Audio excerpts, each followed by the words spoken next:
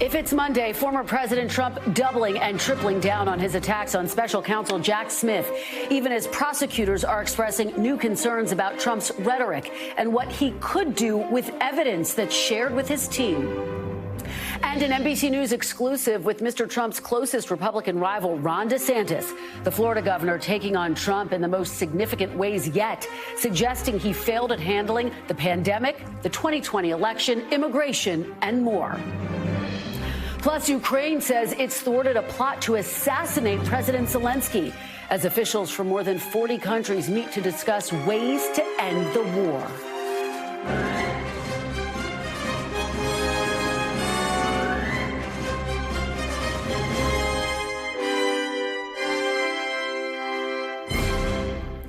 Welcome to Meet the Press Now. I'm Kristen Welker in Los Angeles. Former President Trump today not letting up on his attacks on special counsel Jack Smith. It comes as we are now just 1 hour away from a 5 p.m. deadline for Mr. Trump's legal team to respond to the Justice Department's request for a protective order. That order would bar the former president from publicizing sensitive documents in the 2020 election interference case. Prosecutors warned Mr. Trump could use that evidence in a way that could have a, quote, chilling effect on witnesses. Citing this social media post where he writes, quote, if you go after me, I'm coming after you. Here's part of what former President Trump said over the weekend in South Carolina. Deranged Jack Smith. He's a deranged human being. You take a look at that face, you say, that guy is a sick man. There's something wrong with him. Somebody said, why don't you be nice to him? I said, yeah, wouldn't matter. Wouldn't matter. This guy's a maniac. They gave me a maniac. Now, we are expecting many court motions in the coming days, including a change of venue request. It comes as Mr. Trump's legal team is using a First Amendment argument to push back on allegations that the former president improperly pressured former Vice President Mike Pence and others to overturn the 2020 election results. Yesterday on Meet the Press, Chuck pressed Trump's lawyer about pressuring Pence and whether Pence believes the former president broke the law. Look at that exchange. One thing that Mr. Pence has never said is that he thought President Trump was acting criminally. Indeed, Vice President Pence is an attorney. If he at any point said or thought that Mr. Trump, President Trump, was acting unlawfully or contrary to criminal law, he would have said that. No one ever suggested that. President Trump was exercising actually, he his has right. said that. And by the way, there's another. He said the president asked him to violate the Constitution. No, he's never, he said the president asked him to violate the Constitution, which is another way of saying he asked him to break the law. He never said. No, that's wrong. That's wrong. A technical violation of the Constitution is not a violation of criminal law. That's just plain wrong. And to say that is contrary to decades of legal statutes. That exchange making a lot of headlines today. Congressman Jamie Raskin, a former Trump impeachment manager, a member of the January 6th committee, and a former constitutional law professor, also spoke to Chuck on Meet the Press and responded to John Lauro. Well, first of all, a technical violation of the Constitution is a violation of the Constitution. The Constitution in 6 different places opposes insurrection and makes that a grievous constitutional offense. There's a whole apparatus of criminal law which is in place to enforce this constitutional principle. That's what Donald Trump is charged with violating. He conspired to defraud the American people out of our right to an honest election by substituting the real legal process we have under federal and state law with counterfeit electors. For more on Trump World, I'm joined by my colleague Vaughn Hilliard. And for the legal view, Chuck Rosenberg is here. He's a former U.S. attorney, former senior FBI official, and now an NBC News legal analyst. Vaughn, I'm going to get to you in 1 minute. But Chuck, help us to understand what is the fact check on what we just heard. Is violating the Constitution essentially the same thing as committing a crime? Well, let's start with a basic principle, Kristen, which I think will be helpful. Mr. Trump is not charged with violating the Constitution in the indictment. He's charged with violating federal criminal statutory law. And so, Mr. Raskin and Trump's attorney, Mr. Lauro, can have an interesting debate about whether there are provisions in the Constitution that set out crimes. There are, by the way, but that's not what Mr. Trump is charged with. He's charged with violating federal criminal statutory law. And so this is a pretty easy one to fact check. and to resolve. If you want to see the nature of the charges, read the indictment. By the way, if I may add one thing, speech is normally protected, except that speech designed to commit a crime, to perpetuate a fraud, is not protected speech. If you and I wanted to try and swindle Vaughn Hilliard out of his hard-earned money by telling him we were going to invest it in an investment fund and we used it to gamble at a casino, that's a crime. That's not First Amendment protected speech. Chuck, I'm so glad you clarified both of those things. And obviously, that is a key part of the argument that we are hearing from the Trump team, that he has the First Amendment protections that will basically be the reason why he does not ultimately reach conviction in this case. So thank you for that fact check. Vaughn, let me turn to you. We're not going to try to swindle you out of your money, but we are going to try to get the view from inside Trump world. Look, what has the response been from the DOJ to former President Trump's attacks on the special counsel?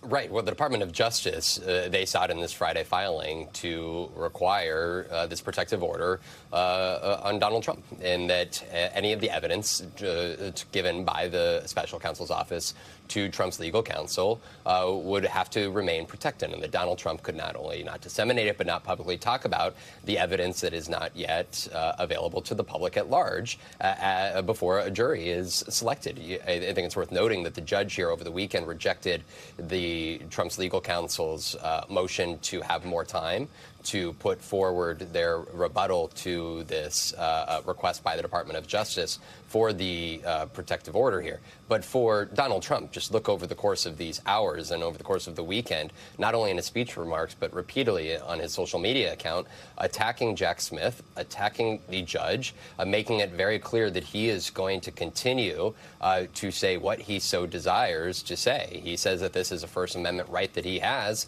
but ultimately it'll be up to the judge here in these hours and days ahead to determine the extent to which he can openly speak about the evidence that he and his lawyers have obtained. What's notable about this moment, Vaughn, is that this could be potentially a moment where former President Trump's attacks actually do backfire. Politically speaking, typically he is emboldened. But here you have this crash course with the legal system. Right. And just look at Mike Pence, I think, is a specific example here. Mike Pence kept notes in those closing days ahead of January 6th about his conversations with Donald Trump and others leading up to the attack that day and around the efforts to overturn the election. Mike Pence now, his campaign is selling shirts with the quote, "too honest" on them, because in that indictment it was laid out that Mr. Trump had called Mike Pence too honest. And to Chuck's point here, we're talking about charges of defrauding the United States. There was a pressure campaign, as alleged by the special counsel's office, on the former vice president to take a fake slate of electors and overturn the election results there up on Capitol Hill. This is the former vice president. He was called to go before the grand jury, could very well be called to go before a jury in the actual trial. And at that point in which that happens, he may not be the nominee, and Donald Trump may be the Republican nominee for president. But we are here at the intersection of the campaign trail and these potential criminal legal proceedings against Donald Trump in real time in 2024. You're absolutely right. And very quickly, before I go back to Chuck, former Vice President Mike Pence signaled that he is willing to testify against his former boss. Are alarm bells going off on? Take us inside. What are people inside the former president's inner orbit saying about that? I think it's important, Kristen. I know you know this inner team, and I think it's important for the public to understand who Donald Trump has surrounded himself by. Unlike during his 2016 campaign and the 4 years of the White House, when top advisors and aides were essentially thrown off the cliff by Donald Trump because he felt that they were trying to censor him or get him to say certain things certain ways or not say other things. This close, tight-knit circle, they came on board of this 2024 presidential campaign with the understanding that they were going to let Donald Trump be Donald Trump, and that there was no containing him or changing his messaging. And you have seen this hurt him on the legal front. because Donald Trump has already provided an array of defenses or explanations, not only in the classified documents case, but also here in the alleged efforts to overturn the 2020 election, that now his advisors, because he has been allowed to essentially go out and on social media and in speeches say whatever he wants, it's now up to his legal defense counsel, which there are a great many of now, to try to untangle all of those explanations and figure out a defense to bring to the courtroom here in the months ahead. Chuck, pick up on that point. What are you going to be watching for? Obviously, the former president's team has until 5 p.m. today to respond to that protective order. What do you anticipate happening? Yeah, so, Kristen, protective orders are pretty routine and routinely pretty uninteresting. The defendant is entitled to receive from the government discovery. And here it'll be voluminous. It will include sensitive information, including identifying information about witnesses who have testified before the grand jury. There are many categories, but that's one of them. And all a protective order is designed to do, and it is fairly common, is to make sure that when the defense team gets their hands on this stuff, and they're entitled to it, that they treat it discreetly, that they treat it with some decorum, that they don't use it to go after witnesses, to threaten them, to intimidate them, and to harass them. Judge Chutkan, like all of the federal district court judges in this country, see these things all the time, and I imagine she's going to enter a protective order with these common sense restrictions on them. It's notable that the former president is asking for a change of venue, a change of a judge. Do you see either of those requests being granted? What's the fact check there, Chuck? Yeah, he may as well also ask for the sun to rise in the west and set in the east, because he would have an equally good chance at that. These are nonsense motions. There's no basis for the judge to be recused. Recusal is normally based on a financial entanglement or a familial entanglement in a case, and none of that exists here. So let's just put the recusal aside. That's not going to fly. Change of venue is a motion I expect that the Trump team will make. Normally, that's allowed in rare circumstances, either because it's more convenient for the witnesses, and I don't see how West Virginia would be more convenient for the witnesses than Washington, D.C., or because you can't assure the defendant of a fair trial in the venue that's been selected originally. And that's not true here either. There are ways to do this, Kristen. In high-profile cases with notorious defendants, judges can enlarge the pool of potential jurors. They can send out questionnaires. They can question them in court. They can do so carefully and scrupulously. The question is, can you get a fair jury in Washington, D.C.? And the answer is manifestly yes. So change of venue, recusal, those motions all fail, and the sun will rise in the east and set in the west as it normally does.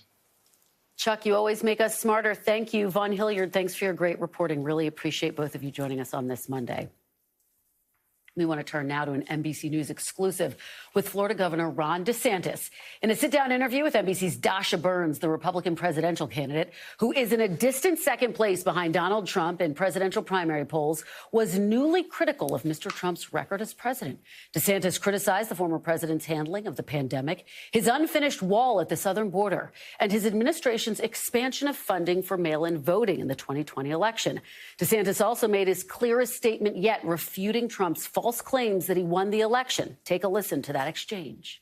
Yes or no, did Donald Trump lose the 2020 election? Whoever puts their hand on the Bible on January 20th every 4 years is the winner. Okay, but respectfully, you did not clearly answer that question. And if you can't give a yes or no on whether or not Trump lost, then how can... Of course he lost.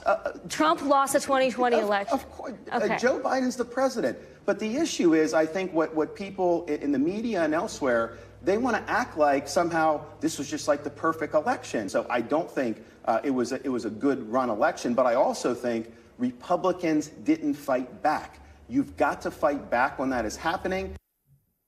Now, in speaking to Dasha, DeSantis dug in on his support of Florida's new Black history curriculum, which has drawn broad condemnation, including from Vice President Kamala Harris and his Republican presidential primary rivals, as well as some members of Congress. Take a listen to that exchange. Let's just talk about your take on these new standards and the one sentence that's received the most backlash. I'll just read it to you. Instruction includes how slaves develop skills, which in some instances could be applied for their personal benefit. So let's just be clear. You believe this is an important topic that should be taught in schools? So that means they develop skills in spite of slavery, not because of slavery. It was them showing resourcefulness and then using those skills. If this was a different state and the governor wasn't running for president, no one would have said anything about that. Well, I think you're right. If you weren't running for office, this wouldn't be in the spotlight. But you've also put education in the spotlight, rightfully so, because it's an important issue. But to your point that there are similar standards in the AP African American Studies course, I think the issue people take with is the word benefit and the overall framing of the Florida standards where, looking at the AP course versus yours, the word enslaver appears dozens of times in the AP course. It doesn't appear once in your standards. And the criticism that I've seen beyond just that one sentence is the general framing of a slightly more positive light. No, that's not true. I mean, there's all the gory details are in all of those standards. And we've made African American history a priority, and we're going to continue to do that. But we are going to speak the truth, and we're going to fight back. Joining me now on the ground in Iowa, fresh off her interview with Ron DeSantis, is NBC's Dasha Burns. Dasha, congratulations. Fantastic job. You showed the importance and the power of follow-up questions there, so very well done all around. Look, this was a rare one-on-one in-person interview with Ron DeSantis. You also had a chance to interview Casey DeSantis. I'm going to ask you about that in just a moment. But what was your key takeaway? Obviously, he went further before in saying, yes, he thinks former President Trump lost 2020, but there were other key takeaways. Well, look, first of all, I think this shows the importance of candidates sitting down and having these conversations. I think we learned a lot about the governor, and to his credit, he sat there with me for more than 30 minutes, and he did engage in those conversations. And we did have tough back and forth and pushback, and those are the important things that candidates should be discussing, because these are the issues that matter to voters. Now, one issue that comes up for both Democrats and Republicans, and it has been key to prior elections and the midterms that played a major role, it's going to play a major role in 2024, is the issue of abortion. And it's a question all of the candidates have been asked. They've all walked a pretty fine line on this. And Governor DeSantis has sort of implied that he wants to see abortion decided on a state-by-state level. He hasn't really been very clear, though, about what he would do were a bill sent to his desk if he were in the White House. I want you to listen to our conversation about that. What Iowa's done is not what New Hampshire is going to do, and what Wisconsin will do is not what Texas is going to do. So would you veto any sort of federal bill that tries to put a nationwide ban in place? So we will be a pro-life president, and we will support pro-life policies. I would not allow what a lot of the left wants to do, which is to override pro-life protections throughout the country, all the way up really until the moment of birth in some instances, which I think is infanticide. Well, actually, I got to push back on you on that, because that's a misrepresentation of what's happening. I mean, that 1.3% of abortions happen at 21 weeks or higher. There's no evidence of Democrats pushing for abortions up until... Their view is that all the way up into that, yet there should not be any legal protections. There is no indication of Democrats pushing for that. Right. Well, yes, they are. They've done it in California. They've done it in other states. They have not instituted that policy. Yeah, they have. Yeah, they have. They basically will say that, if there's some type of they'll use different ways to really have a wide exception for it. It's extremely rare, 1.3%, and in those circumstances, they're typically extremely emotional decisions. Well, no, I mean, I don't say that that's the norm in terms of this, but I do think that the left in this country has moved on from a position that said, you know what, we do want to discourage abortion, it's not something that's a good thing, to now viewing it more as a positive good for society. And I think most Americans, regardless of how they feel on legal protections, I don't think most Americans think it's a positive good for society. It's obviously a tragic circumstance. And of course, Kristen, this is going to be an issue that will persist for both Republicans and Democrats, how they use it in the primary versus the general. And even in different states, you hear Ron DeSantis talk about the abortion ban he signed in Florida, the 6-week ban in Iowa, which has a very similar policy in place here, versus when he's campaigning in New Hampshire, you don't really hear him talk about it that much. So seeing how it's deployed by candidates, seeing how it's deployed by Democrats against Republicans, this is going to be an issue that's not going away anytime soon.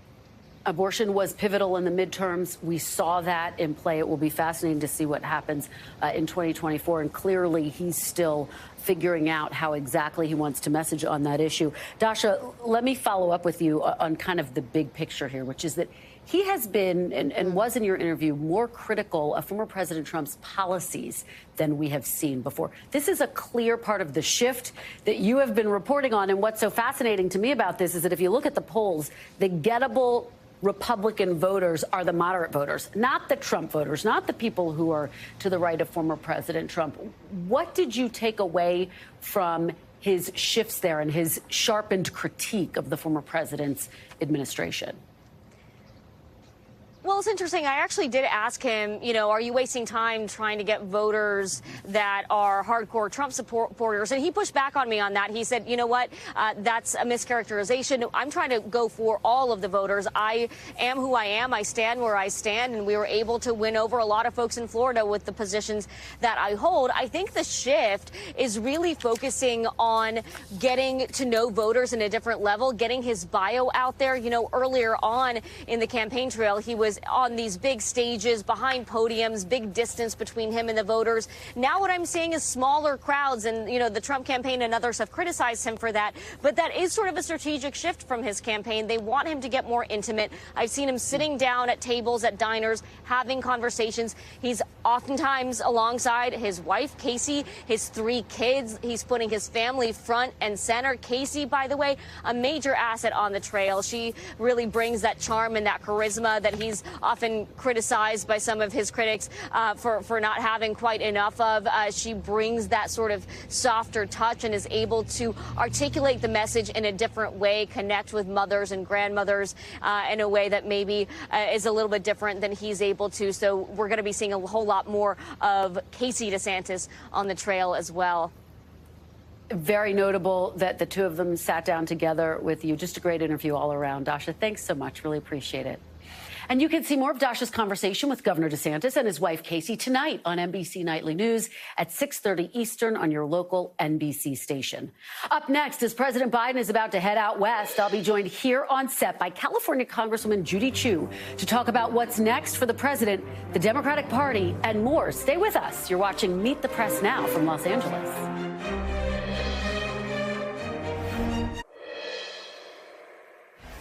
Welcome back. I'm here in Los Angeles as President Biden is heading out west this week. He'll be in Arizona tomorrow touting the climate projects and the Inflation Reduction Act. Wednesday, he'll be in Mexico talking about clean energy. And Thursday, he'll be in Utah visiting a veterans facility to highlight expanding benefits for those who served. Add it all up, and it sounds a lot like a re-election pitch from President Biden, who's likely to sprinkle in a heavy dose of what he calls Bidenomics. Joining me now on set is California Democratic Congresswoman Judy Chu. Congressman, thank you so much for being here. I really appreciate it. Thank you for having me.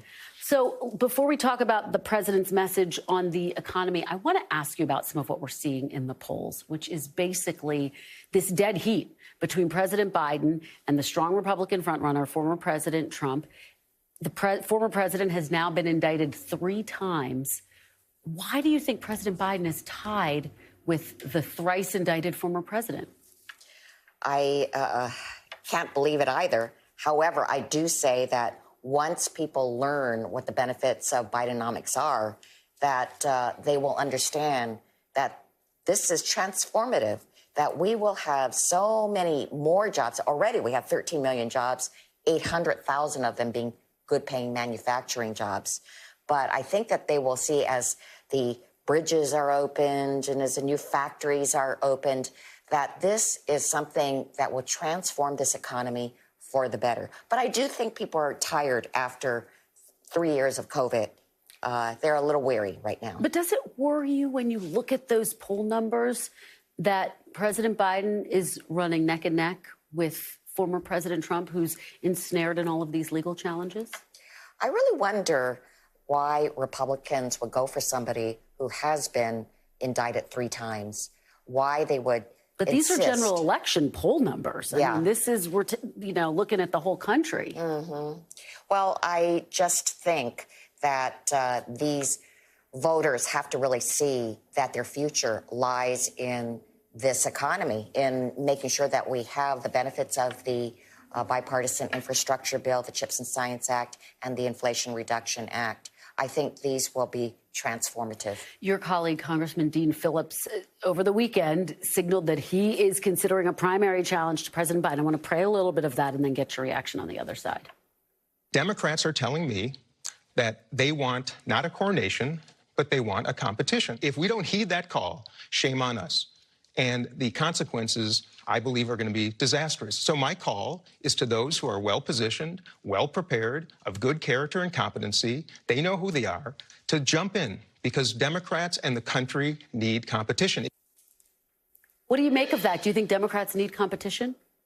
Well, I am for President Biden, and Dean Phillips is a wonderful colleague, but I think that maybe he should stay with Congress and do his job there. If he asked you, has he asked you for your advice? And if not, what would you tell him if he did? Well, I think that we must be unified, that it's been a challenge to make sure we get our message out. In fact, he is part of that messaging team in Congress, and I think that he should go to where his strength is. Do you think he's undercutting President Biden?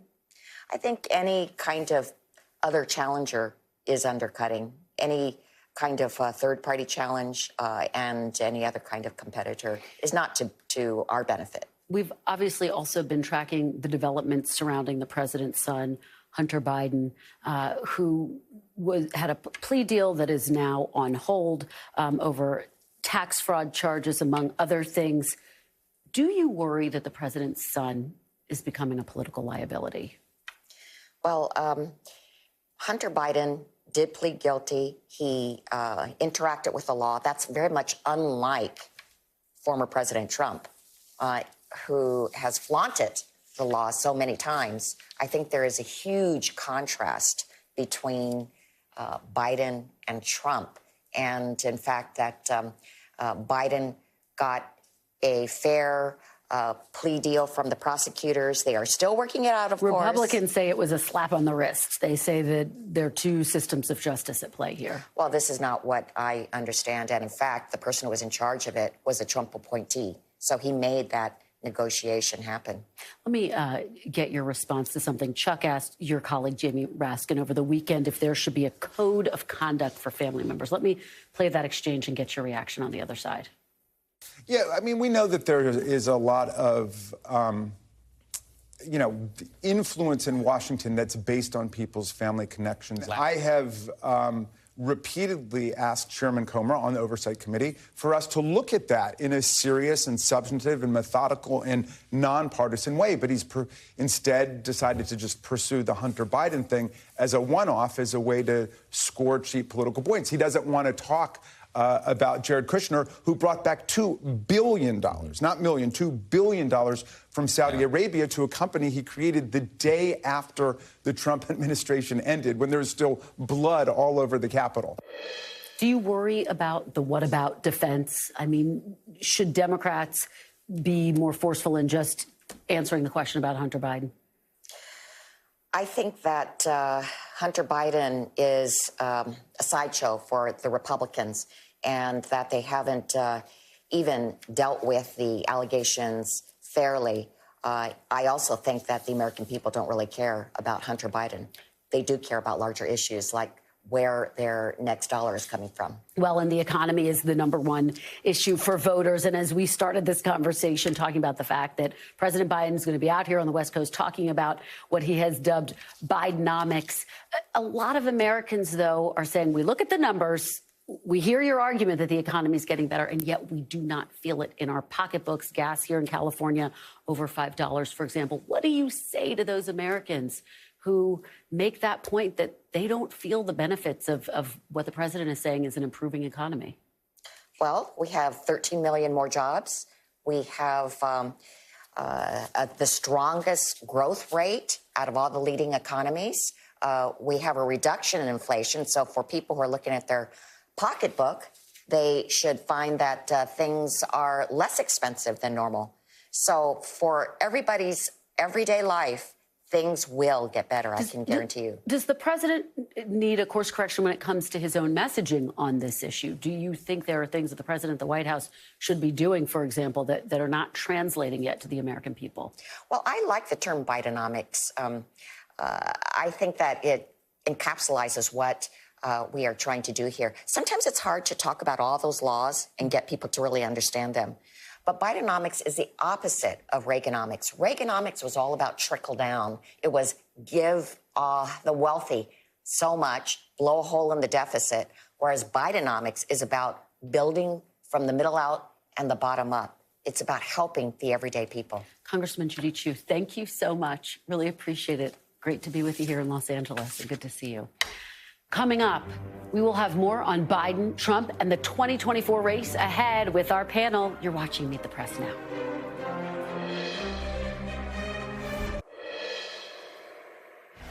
Welcome back. As we mentioned earlier, on the rare occasion that his 2024 rivals criticize former President Trump, most of them say something like he was a great president, but... Well, Ron Desantis took a different tact in that new exclusive interview with NBC News, sharply criticizing both the Trump presidency as well as Mr. Trump's 2024 candidacy. Joining me now is former North Dakota Democratic Senator Heidi Heitkamp and former Pennsylvania Republican Congressman Charlie Dent. Thanks to both of you for being here. Really appreciate it. You bet. Charlie, let me start with you. So one of the big headlines out of Dasha's interview was Ron DeSantis acknowledging really for the first time, yes, former President Trump lost, but he was also sharply critical of key parts of his record, everything from the border to his handling of COVID. Do you think that's a good strategy for beating Trump? What did you make of what you heard? Well, absolutely. It's important for not just Ron DeSantis, but all these other candidates to draw a sharp contrast with Donald Trump, not just on the events of January 6th, but on these indictments where they too often have just said that, you know, Trump is a victim of the deep state and a witch hunt by DOJ and all that. So, yes, he must draw a very hard contrast, and he needs to bludgeon Trump with these indictments and make the case that Trump, you know, failed miserably as a president. That's what you do as a candidate. I am actually struck by how so many of these candidates seem to be running for second place or just are afraid to take on Trump out of fear of antagonizing his base. That's a big problem. If you're not going to take on the top dog, you know, why are you even bothering running? So I think it's smart for DeSantis at least to start throwing some jabs at the former president. Heidi, what do you make of what we heard? And this seems to be a part of a broader reset within the DeSantis campaign. Is it too little, too late? Does he have time to turn things around? Could he catch up to Trump at this point? I think he's got a big lift to go. He played footsie too much with the, oh, I like him, but, you know, I would be better. I'm turning the page. I'm the new generation. They needed to start this a long time ago. We're up against the Iowa caucus. We're going to have our first debate in a couple of weeks in the Republican field. And I think DeSantis is trying to get back some momentum that he had early on. He thought he could just be a nicer version or at least a different version of Donald Trump. And he's finding out that campaigns are about contrast. I couldn't agree with the congressman more. My question is, what took you so long? Any 101 campaign would know that you can't win by not basically drawing the contrast between how you would govern and how your opponent would govern. Well, in talking about the strategy of the other candidates, let's talk about former Vice President Mike Pence, who has signaled that he may testify in the case. And he's also said, I think in his strongest terms yet last week after that third indictment, that you cannot basically break the Constitution and serve in the highest office in the land. Over the weekend, though, he was heckled. He's barely registering in the polls. Let's take a look at what happened this weekend. Thanks. How you doing? Sold out the people. Why did you sell out the people? Why did you sell out the people? Why didn't you stand? Why didn't you uphold the Constitution, sir? No, you didn't uphold the Constitution. This takes place in New Hampshire. If you didn't hear, they're saying, why did you sell out the people? Charlie, what do you make of that? Former Vice President Trump's inner circle thought he had a real lane in this race. And boy, it's been hard for him to break through with primary voters. Yeah, Mike Pence seems to be in a bit of a political no man's land, to be quite honest. When I look at his case, and he was so closely aligned with Donald Trump right up until the events of January 6th, of course, where he did the right thing and, pushed back as was the right thing to do. But that's his only real distinction right now between himself and the former president. And as he's found out that a lot of the president's strongest supporters don't like what Pence did on January 6th by pushing back. And so he's in this tough spot. His appeal right now is, frankly, to these evangelical voters. He is running hard I'll say, to the religious right of the party, which I don't think is a smart move because he's really running on abortion. Nobody's going to get to the right of Mike Pence on abortion, but that's not an issue that is particularly popular right now for Republicans. And I think so Mike Pence is really taking a very unpopular position there. He can't win back a lot of the hardcore Trump voters because he did the right thing on January 6th. So I'm not really sure what his lane is right now. I don't see the path, but I just don't see where he goes from here. I think he's got to, frankly, like the other candidates, just find other reasons, other issues of which he contrasts sharply with Donald Trump. But it'll be hard for Pence to do because of his longtime alliance. Heidi, what do you think? Does he have a path left? Well, I've never thought Mike Pence had a path. He's a one-issue voter. He thinks he can get evangelical pro-life voters to move over from Donald Trump to him. Donald Trump's record on abortion has been mixed. Although he would argue he appointed the Supreme Court that reversed Roe v. Wade. What better victory has the pro-life community had than that? But the bottom line is that he doesn't have the gravitas or the kind of personality to really motivate people to vote for him. I think he comes into this race without a lot of political assets and without really a path forward. I think you're going to see this sorted out pretty clearly come the Iowa caucuses, and I think a lot of people will be dropping out. He might be one of them. Certainly, if he doesn't make that first debate, that is going to be tough. Let's talk about what we just heard from Congresswoman Judy Chu, who had some pretty sharp words for her colleague, Dean Phillips, who said over the weekend that, yes, he is considering the possibility of launching a primary campaign. Heidi, what does that say about the strength of President Biden's support right now within his own party? I don't think it says much about the strength of the support. I think Dean Phillips, has certainly a right to get in. He's speaking to some of the not disaffected, but the people in the Democratic Party who are saying it's time for a new generation. It's time to turn the page. He's probably smart to elevate his profile at this point if he's planning on doing something later on. But the bottom line is, if Joe Biden stays in this race, Joe Biden's going to be the nominee. And I think everyone believes that there has to be a strength in the Democratic Party. You pointed out, I think, so clearly that the polling tells us that right now, when it's neck and neck with someone who's been indicted 3 times and impeached twice and whose behavior has been reprehensible in the public square, but yet you're not winning overwhelmingly in the polls, I think there is a real cause for concern. And I think you're hearing some of those mumblings in the back. But polling this early is not really particularly relevant. Fair enough. Having said that, though, Charlie, what do you make of the fact that they're running neck and neck, and how vulnerable do you think President Biden is, and particularly given that you have some of these members of his party circling the wagon saying, hey, I might want to get into this race? Well, Congressman Phillips is a good and honorable man. He's a good congressman, but he's pointing out a real issue here. There are lots of Democrats, a lot of Americans who don't want Joe Biden to run for re-election because Joe Biden, implicit in his 2020 campaign, implicit in that message was that he would be a transitional figure to the next generation of Democratic leadership. Many interpreted that as he would serve for 1 term. And so there is pressure to find a new generation. Just as there in the Republican side, there are so many Republicans like myself who want anybody other than Donald Trump to be the nominee. And so Americans do want choices. The group No Labels is out there trying to secure ballot access because they've identified the fact that in the political marketplace, there are a lot of voters out there who want something better. And they don't like what either of the two major parties are serving up right now. And that's why Joe Biden's numbers, I just saw that Siena poll in the New York Times, they're tied at 43%. I mean, Trump has been indicted 3 times. I mean, my goodness, he should be walloping Donald Trump. I get it. It's a polarized environment. We're very tribalized. We're not going to have big margins like we used to, but still, he should be clobbering Donald Trump in these polls, and he's not. Yeah. And you're right, the No Labels group making a lot of people, and frankly, both parties, quite nervous. Heidi and Charlie, great conversation. Thanks so much. Coming up, unrelenting heat, destructive flooding, and severe storms. Why we continue to see the extreme side of extreme weather this summer, and what it means for the future. You're watching Meet the Press now. Stay with us.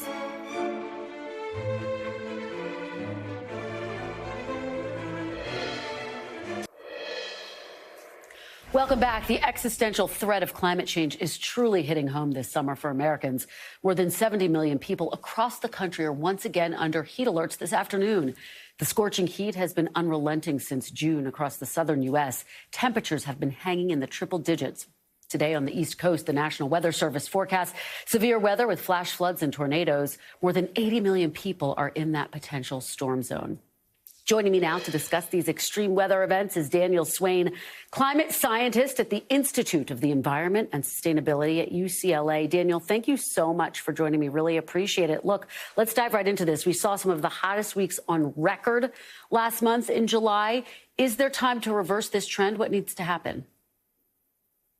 Well, as you mentioned, it really has been an extraordinary summer, not just in the Northern Hemisphere, where, of course, it's summer and we've been experiencing widespread record-breaking and even record-shattering warmth, but also in the Southern Hemisphere, where it's currently winter. So it's clearly not an isolated event. This is happening all over the place. And this summer is really putting an exclamation point on that long-term warming trend. So we do have still, it's very much within our power to stop climate change, because the underlying cause is the increasing accumulation of greenhouse gases in the Earth's atmosphere caused by human activities. But the key there is we actually have to do those things that we know will bring down those and eventually zero out those ongoing emissions. The Biden administration, as you know, announced new federal protections to protect workers from extreme heat. Do you think his plan goes far enough? And what more broadly speaking, Daniel, needs to be done from a policy perspective to address the issue of extreme heat? Well, believe it or not, extreme heat is one of the deadliest weather events that occurs today in contemporary America and in many other places in the world as well. And yet it's one of the probably underestimated events in many communities and in many planning policy circles, because it's kind of insidious. It's not as dramatic as a tornado or a hurricane or a flash flood, but it affects far more people every year. And it probably kills thousands of people in a typical year, and many more than that in a particularly bad year like this one, even in the United States. We just aren't counting those numbers as assiduously as we could be.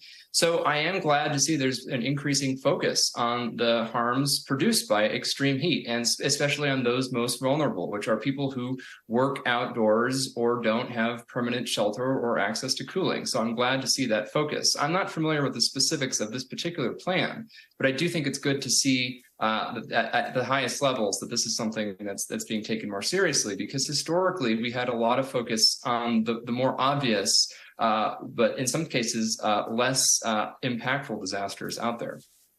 Daniel, I think you're right. A lot of people probably don't know just how deadly extreme heat has been and can be. I want to follow up with you on your points about flooding, because we have seen flooding destroy communities this summer. Dramatic video out of Alaska. How does climate change exacerbate extreme weather events like the one that we're looking at from Juneau on Saturday?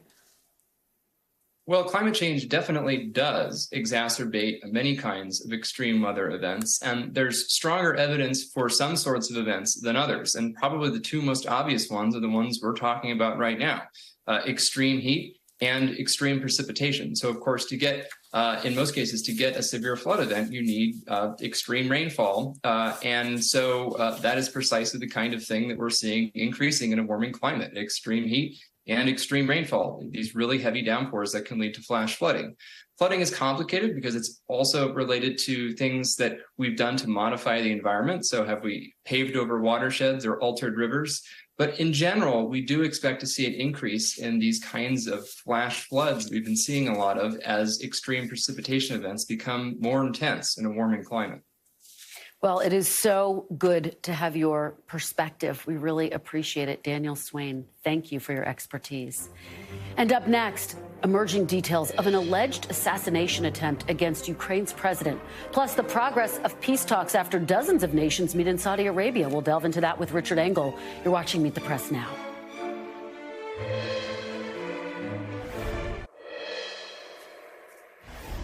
Welcome back. Turning now to the stunning allegation by Ukraine's security service, who claimed to have stopped an assassination attempt against President Zelensky. Ukraine announced today that it detained a woman who was allegedly caught passing intelligence to Russia. Ukrainian officials say the intel included details about President Zelensky's trip to southern Ukraine last month.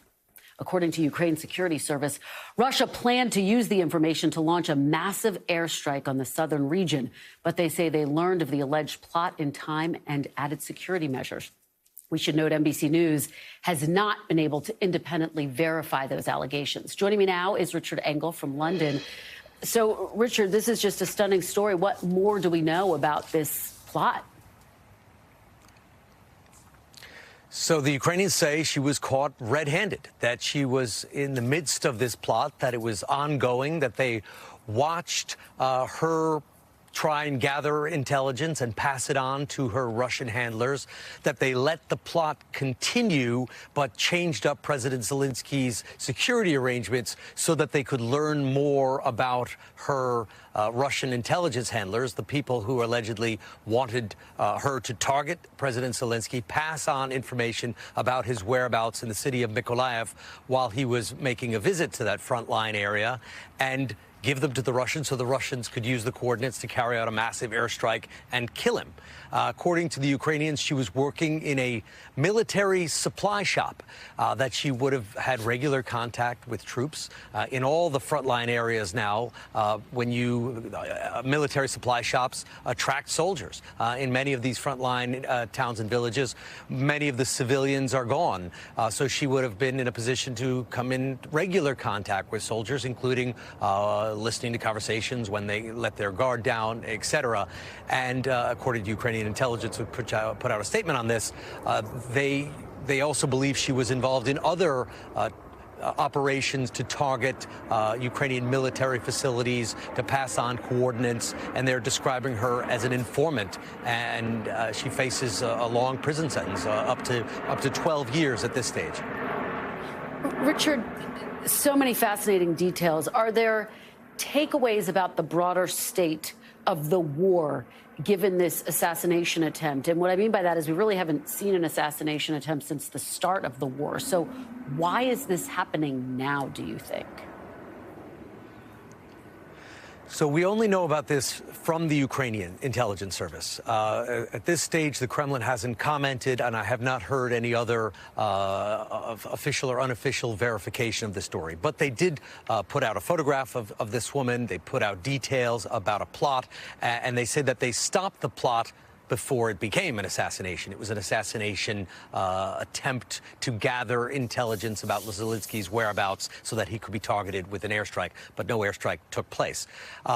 It is surprising, but not that surprising. Right before the war began, we learned that the CIA warned President Zelensky that Russia planned to target him for assassination. It was one of the reasons that the U.S. was encouraging Zelensky and his government to get out of the country before the bombings started. He never did, and it may have changed the course of the war.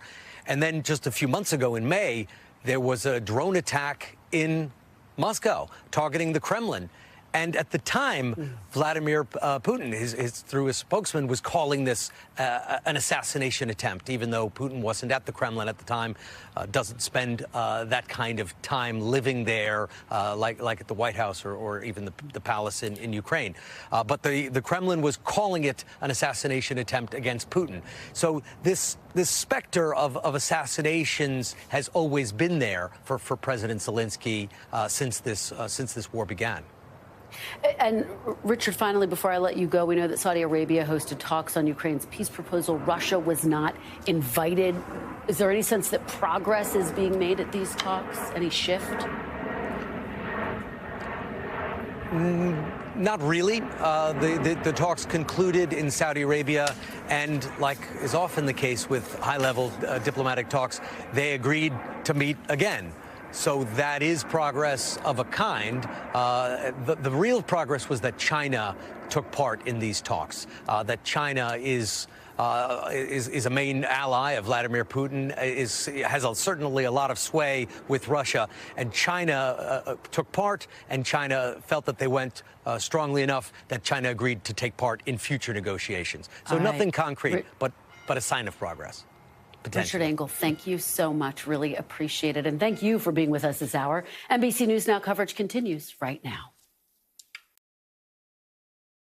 Thanks for watching our YouTube channel. Follow today's top stories and breaking news by downloading the NBC News app.